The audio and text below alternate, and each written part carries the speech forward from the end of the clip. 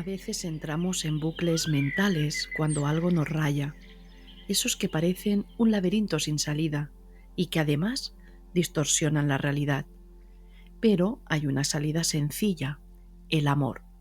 Sí, cuando alguien nos mira con amor, con esa mirada que no juzga, que nos ve de verdad, esto puede devolvernos la cordura, nos conecta con algo más grande, algo que calma y pone todo en su sitio. El problema es que estamos rodeados de comparaciones, discrepancias, puntos de vista enfrentados, ataques constantes. Todo eso nos desconecta.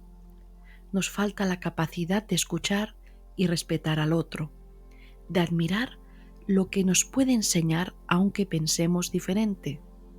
Al final, lo que falta es amor, y esa es la raíz de muchos de los problemas de la humanidad. Cuando el amor ocupa el centro, todo se ordena y fluye. Incluso la salud mejora. Hoy la ciencia nos dice que el amor activa la oxitocina, esa hormona que ayuda a nuestro bienestar. Pero lo curioso es que esto ya lo sabían los sabios de antaño. La ciencia analiza los resultados y desde ahí intenta comprender las causas. Pero los sabios no necesitaban ver los resultados para entender la causa principal. Para ellos, todo se reducía a dos caminos: amor o miedo. Es como si fueran dos árboles, cada uno con sus frutos. El árbol del amor da frutos que nutren, sanan y transforman. El del miedo, en cambio, da frutos que enferman, limitan y nos atrapan. Lo hermoso es que siempre puedes cambiar de árbol. Aunque hayas vivido alimentándote del miedo, siempre puedes elegir el amor y empezar a probar sus frutos. Y esos frutos por sí solos sanan. No tienes que forzar nada ni buscar cómo. Es la esencia del amor la que trae sanación. Es como el agua que no necesita hacer nada especial para mojar. Simplemente moja y humedece, porque es su naturaleza. El amor funciona igual. Todo lo que toca lo aclara, lo calma, lo transforma. Sin embargo, muchas veces confundimos lo que es el amor. Lo mezclamos con cosas como querer estar solos, necesitar atención o querer proteger y ayudar al otro desde una urgencia. Y aunque esas cosas pueden parecer amorosas, no siempre lo son. A veces detrás de esas acciones hay miedo, control o una necesidad de llenar vacíos propios. El amor verdadero no es manipulador ni controlador, no pone condiciones, no busca nada a cambio. El amor es libre, generoso y expansivo por naturaleza. Cuando conectamos de verdad con el amor, todo encuentra su sitio. Los conflictos se disuelven, llega la claridad, la paz, la serenidad, porque el amor no solo sana, despierta lo mejor de nosotros mismos, nos devuelve nuestra esencia y nos ayuda a ver la vida desde un lugar más alto, más libre. Muchos sabios y tradiciones antiguas han reflexionado sobre estos dos caminos, el del amor y el del miedo. Aquí te voy a mencionar 5 caminos que exploran esta dualidad desde una visión no dual: la filosofía vedántica, el curso de milagros, el árbol de la vida y el árbol del conocimiento del bien y del mal que se habla en la Biblia, también las enseñanzas de Rumi y el Zen. En cada una de estas ramas han surgido sabios y maestros cuya sabiduría ilumina estas ideas, y voy a mencionar también sus nombres como referencia para todos los que estáis escuchando. Así que empecemos. El amor y el miedo en la filosofía vedántica. En la filosofía védica y el Vedanta se nos dice algo claro: el mundo que percibimos no es más que una ilusión, llamada Maya. Todo lo que creemos real, nuestros miedos, nuestras luchas, incluso nuestras identidades, no es más que un juego de sombras, una distorsión de nuestra verdadera naturaleza. Y aquí es donde entran el amor y el miedo, porque son las dos fuerzas que determinan cómo nos relacionamos con esa ilusión. El amor es nuestra conexión directa con lo divino, con lo que somos realmente. Es la fuerza que nos une, que nos recuerda que no estamos separados, que formamos parte de algo más grande. El miedo, en cambio, nos encierra en el ego, en esa idea de yo contra el mundo. Es lo que nos hace sentir pequeños, desconectados y llenos de sufrimiento. Pero aquí está la verdad. Donde hay amor, no hay miedo, porque el amor es la manifestación de la unidad con el todo. Esto no es poesía, es real. Cuando eliges el amor, el miedo se disuelve. Es como encender una luz en una habitación oscura. No tienes que luchar contra la oscuridad, simplemente dejas que la luz haga su trabajo. En el Vedanta han surgido maestros cuya sabiduría ha iluminado el camino del amor y la unidad frente al miedo y la separación. Uno de los más importantes es Adi Shankaracharya, considerado el padre del Advaita Vedanta, la escuela que enseña la no dualidad. Sus enseñanzas son claras. No hay nada fuera del ser. Todo lo que percibimos como externo o separado es una ilusión, un espejismo creado por nuestra mente. Para él, el mundo es como un espejismo, lo único real es el ser. Nos invitaba a mirar más allá de la ilusión, a no aferrarnos al ego y a reconocer que el miedo desaparece cuando nos damos cuenta de que no estamos separados del todo. Siglos después, Swami Vivekananda llevó las enseñanzas del Vedanta a Occidente, mostrando que estas verdades no son solo para la India, sino universales. Vivekananda hablaba con una pasión que inspiraba a quienes lo escuchaban, recordándonos que el amor es la fuerza más poderosa del universo. Para él, el amor es vida, el egoísmo es muerte, una frase que resume la elección entre amor y miedo. En sus discursos insistía en que el miedo es el mayor enemigo del ser humano y que al sentirnos uno con todo, el miedo simplemente desaparece. También solía decir: tú no eres el cuerpo, tú no eres la mente, eres el espíritu inmortal, libre y eterno, indicando con fuerza que nuestra verdadera naturaleza está más allá de las limitaciones del mundo material. Otra de sus frases más recordadas es: levántate y despierta, y no te detengas hasta alcanzar tu meta. Luego vino Ramana Maharshi, que continuó este legado desde la práctica del autoconocimiento. Sus enseñanzas giraban y giran en torno a una simple pregunta: ¿quién soy yo? Ramana no buscaba complicar las cosas, su enfoque era directo. El amor no es algo que tienes que crear o buscar, decía, es lo que eres en tu esencia más pura. Para él, la verdadera felicidad no se encuentra afuera, está en el interior, en el ser. Su mensaje era claro: el miedo y el ego son pensamientos, nada más. Al abrazar el amor, es decir, el ser, el ego pierde su poder. Y en tiempos más recientes, Mooji ha llevado el mensaje del Vedanta Advaita a un público moderno. Con un estilo accesible y directo, Mooji nos invita a soltar las historias que el ego crea y simplemente ser. Para él, el amor no es una acción, sino nuestro estado natural cuando dejamos de identificarnos con el miedo. Su frase, el amor no es algo que haces, es lo que eres cuando dejas de ser alguien. Esto nos recuerda que nuestra verdadera naturaleza no necesita ser buscada, solo necesita ser revelada. Muji sigue enseñando que el miedo no puede tocar a quien sabe que es infinito, llevando a muchos a experimentar la paz que surge al elegir el amor por encima del miedo.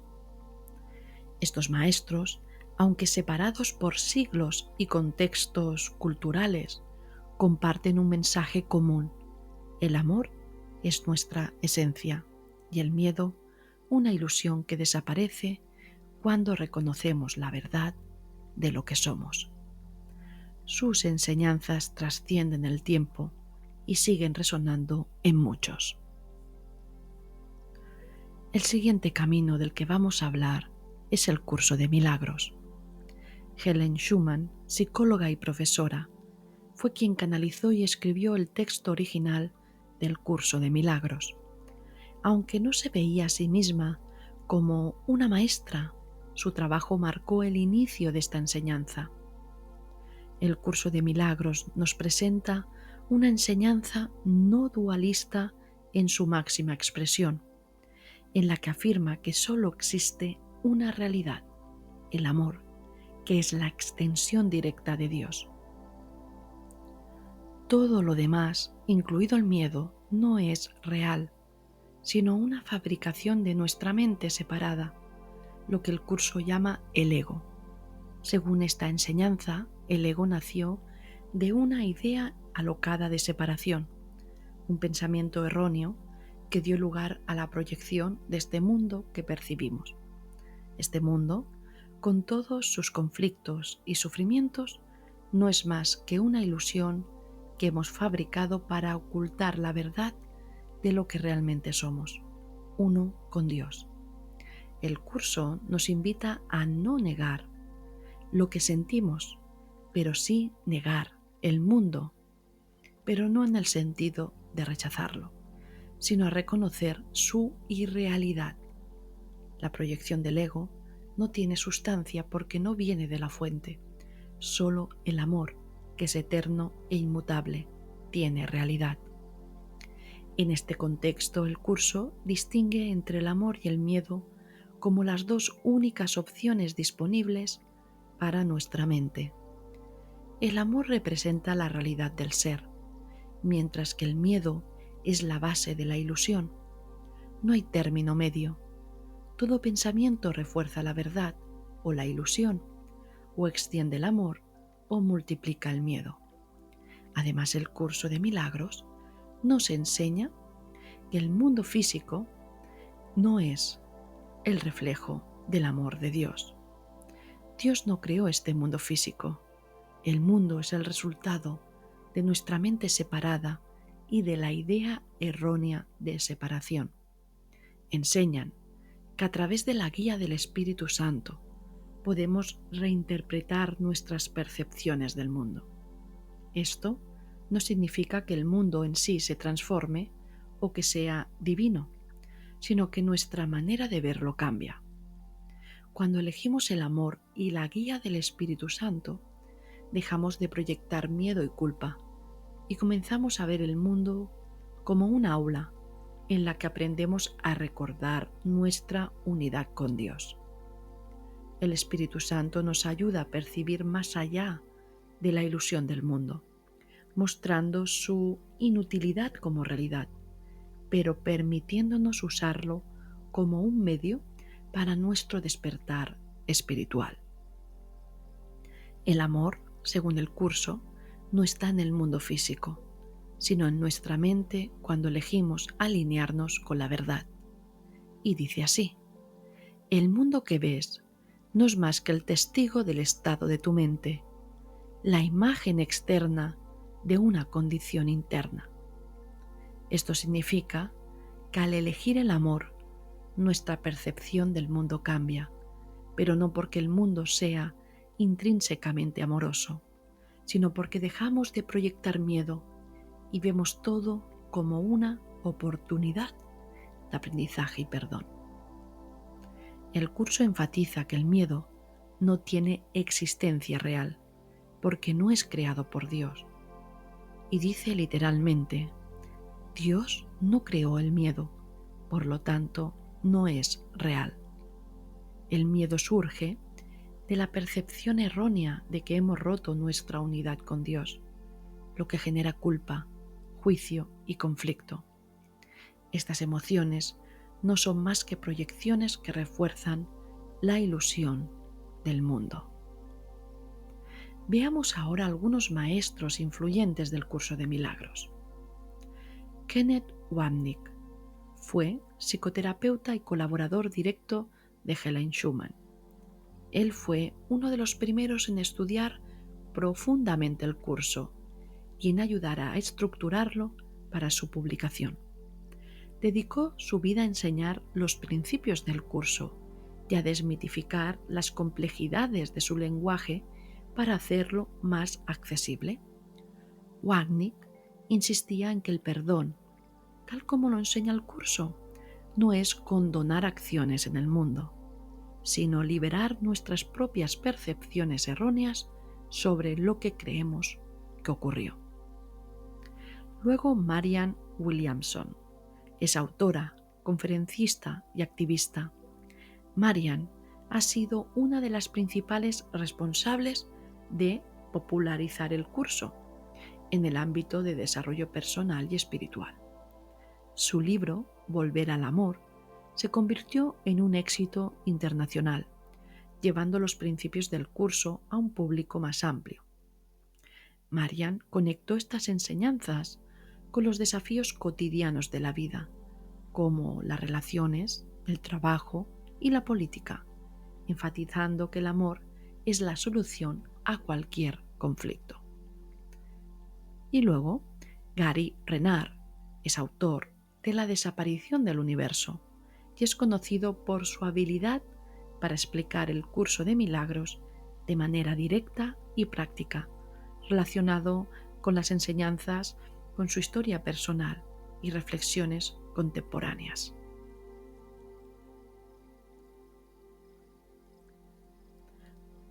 Ahora pasemos a otro camino, o más que un camino es una interpretación. Es el árbol de la vida y el árbol del conocimiento del bien y del mal. En la tradición judeocristiana, el relato del jardín del Edén ofrece una metáfora profunda de los dos caminos fundamentales que la humanidad enfrenta, el amor y el miedo. Estos caminos están representados por dos árboles simbólicos, el árbol de la vida y el árbol del conocimiento del bien y del mal. El árbol de la vida es un símbolo de unidad con Dios, de amor puro, de inmortalidad espiritual y de conexión directa con lo divino. Es el estado original del ser humano antes de la caída, un estado de gracia en el que no existía la separación, el juicio ni el sufrimiento. Por otro lado, el árbol del conocimiento del bien y del mal simboliza la elección del ego, la separación y el juicio. Comer del fruto de este árbol marcó un punto de inflexión en el relato bíblico. La humanidad eligió experimentar la dualidad, separándose de la unidad divina. Esta elección no fue simplemente un acto de desobediencia, sino una decisión de percibir el mundo a través de la lente del juicio, lo que dio lugar al miedo, la culpa y la proyección. La consecuencia inmediata de esta acción fue que Adán y Eva se vieron desnudos y sintieron vergüenza, una manifestación temprana del miedo y la culpa que surgen de la percepción dualista. Desde esta perspectiva, el relato del Edén puede leerse como una alegoría de cómo la humanidad pasó de un estado de amor y unidad a un estado de separación y miedo. Y más que la humanidad, es la mente que proyectó una consecuencia que derivó en la humanidad, un conjunto de personas separadas. El árbol del conocimiento representa nuestra inclinación a dividir, categorizar y juzgar, mientras que el árbol de la vida nos invita a regresar a nuestra conexión original con Dios, donde no hay separación y todo es amor. En este contexto, el regreso al árbol de la vida no implica un esfuerzo físico, sino un cambio de percepción, un acto de recordar nuestra verdadera naturaleza. Como señala la Biblia en Apocalipsis 22:14, dice así: Bienaventurados los que lavan sus ropas, para tener derecho al árbol de la vida y para entrar por las puertas en la ciudad. Enseña que volver al árbol de la vida es una opción siempre disponible, un regreso a la gracia a través del perdón y la reconciliación con nuestra esencia divina. Así que el relato también nos muestra que el miedo y el juicio no son castigos impuestos por Dios, sino consecuencias naturales de elegir la separación. La buena noticia, según esta tradición o interpretación, es que el amor, representado por el árbol de la vida, siempre ha estado presente, intacto, esperando a que elijamos regresar a él. En palabras del profeta Isaías, no temas, porque yo estoy contigo, no desmayes, porque yo soy tu Dios. Este es el recordatorio constante de que el amor y la unidad nunca se pierden realmente, sino que permanecen accesibles para aquellos que eligen volver a ellos. Así, el relato del Edén nos invita a reflexionar sobre nuestras propias elecciones diarias. ¿Elegimos ver el mundo a través del amor y la unidad o a través del juicio y el miedo? La historia no solo es un relato sobre el pasado, sino una guía simbólica para el presente y una llamada a despertar a nuestra verdadera naturaleza divina.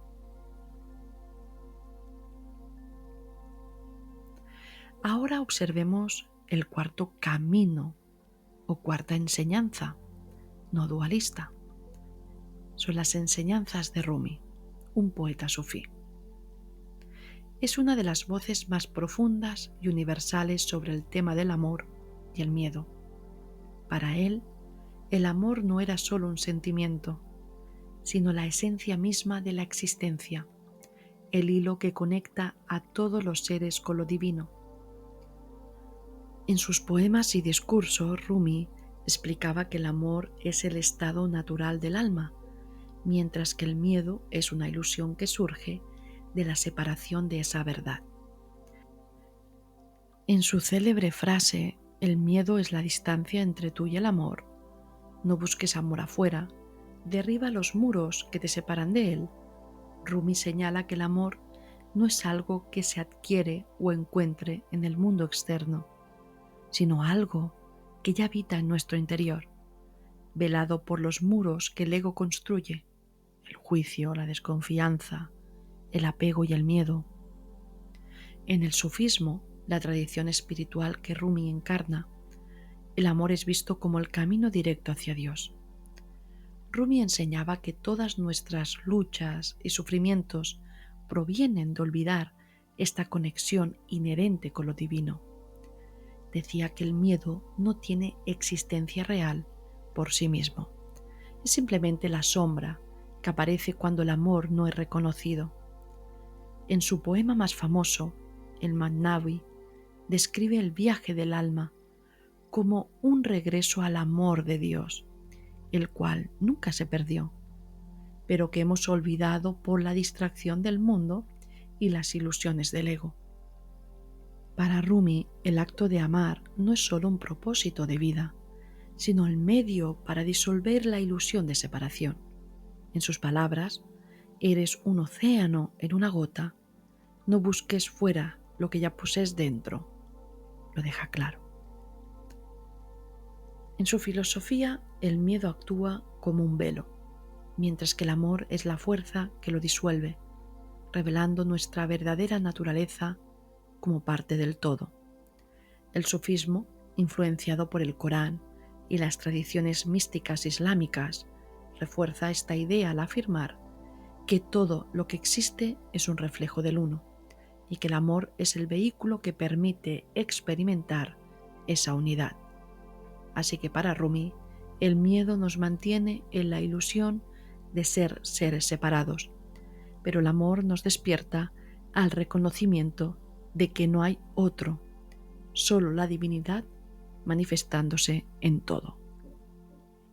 La filosofía que fue transmitida a Rumi se dio a través de su maestro espiritual, Shams de Tabriz, cuya relación transformó profundamente su vida y obra.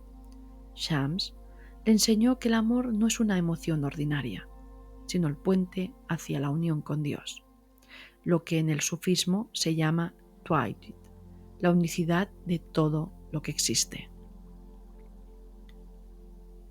Y para acabar, mencionar el quinto camino o la quinta enseñanza, y es el Zen. El Zen, una escuela del budismo Mahayana, ofrece una perspectiva profundamente no dualista sobre la naturaleza de la existencia, el miedo y el amor. En el Zen, la percepción de separación entre el yo y el resto del universo es considerada una ilusión creada por la mente conceptual, la cual genera sufrimiento y miedo. Este miedo no es más que el resultado de aferrarse a la identidad del ego, que ve la vida como una serie de divisiones entre el sujeto y el objeto, lo bueno y lo malo, lo correcto y lo incorrecto.